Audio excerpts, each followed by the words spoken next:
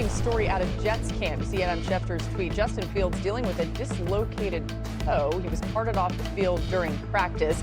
Here's head coach Aaron Glenn with more on Fields. Justin went down with toe in the right side of his foot. I know it's a quick throw. I'm assuming someone stepped on his toe.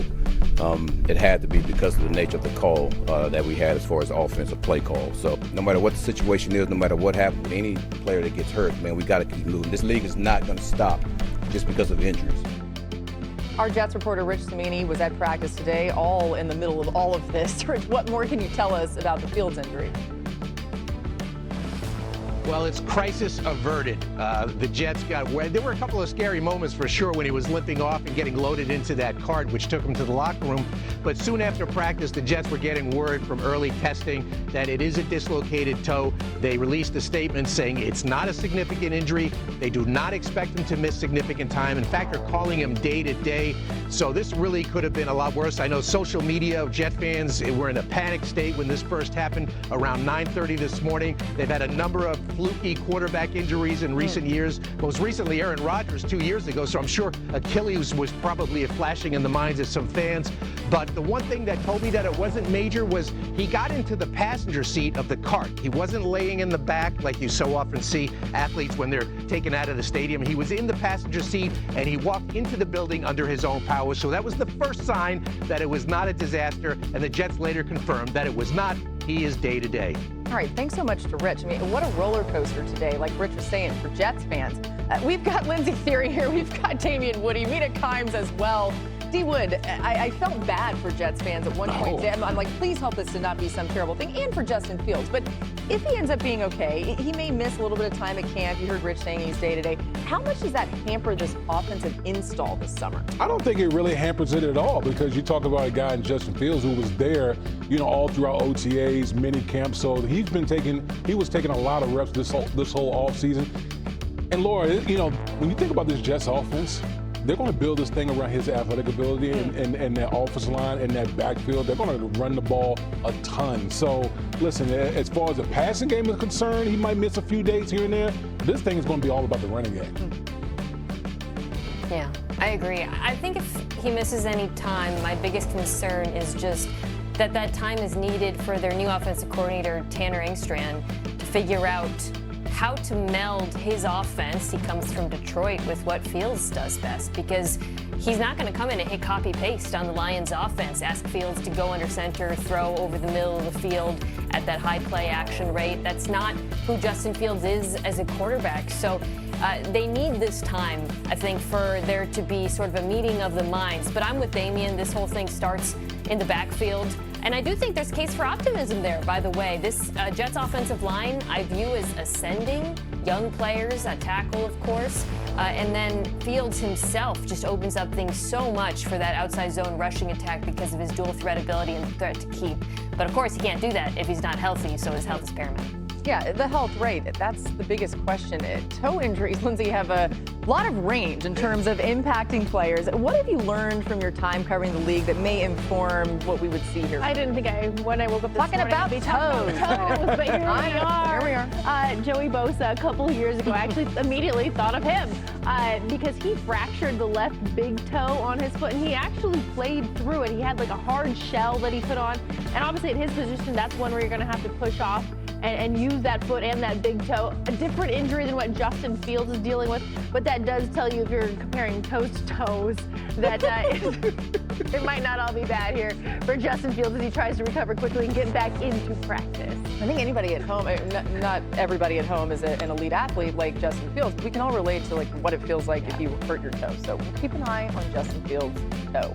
Let's look around the league as all 32 teams are in training camp. Look at Malik Neighbors. This is an incredible catch made, of course, at Giants camp. So keeping an eye on Neighbors, and they did name Russ the starting quarterback there yesterday. We have seen a good bit, though, of Jackson Dart as well. And how about Falcons camp? Michael Penix Jr. to Kyle Pitts. That's a connection that the Falcons are hoping continues to have great benefits for this offense. Getting Kyle Pitts to reach that full potential could be great for this offense. And then there's Aaron Rodgers, his first practice out there with the Steelers. He's getting ready to go, showing what he can do. And this was just moments ago. And in fact, right after this, he spoke with the media. So here's more from Aaron Rodgers after he just finished practice. He feels like this the Super Bowl to make a Super Bowl run. When you see the moves this organization has made, do you feel like this team is headed in that direction? I think most of the 32 teams would probably say something to that accord at this time of the year. But I think that there's really only 6 to 8 that really have a legitimate chance. Sometimes it's 10 to 12, and there's teams that surprise you. But I would say on paper we're probably one of those 10 to 12. All right, so Lindsay, how much should we expect to see from Rodgers on the field this summer leading up to week 1? Yeah, I'm told that he's expressed a willingness to play in the preseason, but they're really just playing it by ear. It's day 1 of practice. As you heard before, Mike Tomlin has said that he is a workaholic, but they want to do whatever they can to get him ready, whatever he feels he needs to get ready. That's what they're going to do. So there's no firm plan in place right now when it comes to looking ahead to the preseason games and exactly where they see Aaron Rodgers fitting into that. Yeah, Damien, Rodgers' preferred style is much different, right, than the offenses that we've seen from Arthur Smith, their offensive coordinator, over the years. They know each other, though. How do you see these two meshing? Yeah, I mean, when you talk about an Aaron Rodgers style offense, it's very stoic. There's not a lot of motion. Everything is static and stuff like that. Whereas Arthur Smith, he wants to incorporate motions, different personnel groupings. So I do think there's been a meeting of the minds this offseason to kind of mesh the two systems together to ultimately make Aaron Rodgers feel as comfortable as possible. I think one thing that you're going to see in this Steelers offense, you're going to see that 2 tight end personnel grouping a lot, because I think Aaron Rodgers throughout his career has had a lot of success with 2 tight ends on the field. Obviously, we saw the Pittsburgh Steelers trade for Jonnu Smith to go with Pat Freiermuth. I think that will be the personnel grouping that'll get cooking a lot in this situation. I think you might see 3, by the way, with Darnell Washington Yes. as a blocker / kind of de facto offensive lineman. To me, the one thing that Rodgers and Arthur Smith should agree on is the importance of running the football. If this offense has Aaron Rodgers throwing it 30-plus times a game, I can tell you right now it's not going to be successful. They have to be a run-first team, and that's something that they've invested in, right? In the 3rd round of the draft this year, the Steelers took Caleb Johnson, who I think is a really good fit for Arthur Smith's outside zone run scheme. The interior of the offensive line has been excellent. They've drafted really well there. It's those tackles, I think, that could determine whether or not this is successful on the ground. Broderick Jones firmly entrenched on the left side. Troy Fautanu coming back from an injury season. That's where this thing sinks or swims, in my opinion. And I'm not just saying that because Damien's on the show today, but I really feel like they got to run the ball better, and it starts with the young offensive line. Yep. Yeah, listen, we like to play to ignorant, but facts mean it either way. As we all know, Rodgers opens the season versus his former team in the Jets. The scriptwriter, conspiracy theorists are like, what is that? But I'm curious, how good is this Steelers team going to be? Are they one of the 8 teams that could win the Super Bowl in your mind? I always say, when people ask me who are they Super Bowl contenders, I'll tell people every time, if you make the playoff, you have a chance. Okay. Coach always told us, if you make the tournament, you have an opportunity. I think the real key for the Pittsburgh Steelers is, Mina already touched on it, how well can they run the football and protect Aaron Rodgers? Again, you're asking a 42, soon to be 42-year-old quarterback to take you places that you don't see many 40-year-old quarterbacks go outside of Tom Brady. So they got to be able to establish a line of scrimmage in Pittsburgh. Yeah, I think the challenging thing is I view them as the 3rd best team in their own division, right? I know Bengals have major issues on defense, but that should be a top 5 offense. So when you look at it from that point of view, you're competing with maybe the Broncos and the Chargers for a wild card spot. This is a team that obviously was in the postseason last year with up and down quarterback play, and that gives you some hope. But Aaron Rodgers isn't just a 40-plus old quarterback. He's a 40-plus old quarterback coming off of one of the worst seasons of his career, and that gives me a little bit of skepticism about the whole thing. Yeah, it's worth noting the numbers in the last few seasons. And let's get to some top stories here. A couple major names still not at camp. We got Lindsay here for the latest. Get us started with Terry McLaurin out in Washington. Laura, you mentioned Terry McLaurin still not at camp as he seeks a new deal, but Adam Peters says they've had some good conversations. Dan Quinn, on the other hand, saying that this is not something he's going to get too worked up about. This is the business side of football. Of course, they would like to see Terry McLaurin back in camp sooner rather than later.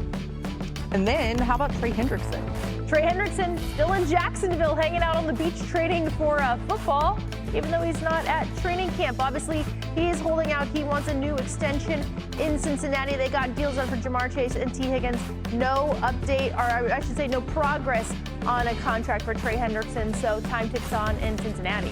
We're going to keep an eye on that for sure. Hendrickson led the league with 17.5 sacks last season. No other Bengal had more than 5. There's no doubt he is one of the best in the league. And Joe Burrow and the Bengals have started slow out of the gate. Burrow has won just 38% of his games in weeks 1 through 5, compared to winning almost 2/3 of his starts from week 6 on. His total QBR, touchdown to interception ratio, and yards per attempt are all significantly higher after he gets past week 5. The Bengals face the Browns and Jaguars in the first 2 weeks and then have to face Minnesota, Denver, and Detroit the following 3 weeks. It's significantly important to get those first couple wins. New on NFL Live, All-Pro wideout Jamar Chase has high expectations for the season, including a fast start. Win the division first. That's how we do it all every year. Win the first game. That's how we're going to make a mark. All right, Lindsay, what more can you tell us about Zach Taylor's preseason plan that may help him start a little bit faster? So they want to get going a lot faster, right? So Joe Burrow is actually planning to play more in the preseason than he ever has before. Exactly how much that is, Zach Taylor hasn't said, but it's more than it's been in the past. And this is really interesting, Laura, because there's 2 kind of schools of thought. Now, you either play your starters in the preseason or you don't, right? Do you wrap your quarterback in bubble wrap or keep them out there in the fire? And I know Zach Taylor coming up under Sean McVay, he saw both sides work. In 2017, Sean McVay played all of his starters, and that offense was absolutely humming. In 2018, he didn't play his starters, and they went to the Super Bowl. So there's no exact science to this, and it seems like Zach Taylor is really trying to figure out what works best to get them going fast. Yeah, Lindsay makes a really good point bringing up the Rams example, because there's really no one-size-fits-all answer to this. We always have this discussion in the preseason. Should you play your starters? Does it work? And my answer is always, it depends on the preference of the player. I know when I watch Patrick Mahomes in the preseason, and he does play in the preseason, I'm always like covering half of my face because I can barely stand to see him. It makes me so nervous, but clearly that has worked for him. Tom Brady sometimes played in the preseason. In my opinion, it really comes down to the personal preference of Joe Burrow. If he feels like he needs it to get a faster start, if he wants to build that chemistry early on, I don't know if it's chemistry at this point, they played together a long time, then more power to him. And, obviously that comes with a little bit of risk, but it's football. There's going to be risk, and I feel like ultimately it's up to the player. Whatever they've been doing, it ain't working. so listen, obviously we've talked about, Patrick Mahomes playing in preseason. The other guys have been bubble wrapped. And so I think, it seemed like Joe Burrow is kind of taking the bull by the horns here and saying, you know what? I need to change my approach to how I get prepared for the season. Yeah. And if that means playing more in the preseason, so be it. If Joe Burrow's going to want to be out there, guess who else is going to be out there? All the other starters are going to be out there as well. Yeah, let's look back at that schedule, the way they begin the season, because we mentioned the Browns and Jags, but then they see Minnesota. Let me go back to this. Detroit. Oh, there it is. They've got Denver. They're going to be a great team. The Vikings before that, Lions, Packers. I mean, D-Wood, when you see all that, how important is it to get off to a good start? Laura, you better come out the gate 2-0. Yeah. You better come out the gate 2-0, because that right there, I mean, listen, the Cincinnati Bengals can score with anyone, but when you look at Denver, Lions, Vikings, Packers, that's the creme de la creme right there. So you need to come out of the gates, come out of the blocks fast. Yeah, all 3 of those defenses were in my top 10 defenses ranking this offseason. Denver I had as the #1 defense in the NFL. We know what Minnesota has been. So that is quite the gauntlet. And I think for Cincinnati, you're looking at the other side of the ball every week, especially with all the questions with Trey Hendrickson in the pass rush, and wondering, do I have to put up 40 points, in these games? Well, some of them, yeah, and that is daunting on its own. Yeah, the Bengals had the 3rd best offense in the NFL from week 9 on last season, but we all know that was George Pickens doing George Pickens things. One-handed catch from Dak Prescott. I mean, that's just silly. That thing just sticks in his hand. Are you serious? Uh-oh. Cowboys hype train getting going. Dak Prescott, by the way, is going to speak in just a little bit. As soon as we hear from him, we will bring that to you right here on NFL Live, so stay tuned for that. But in the meantime,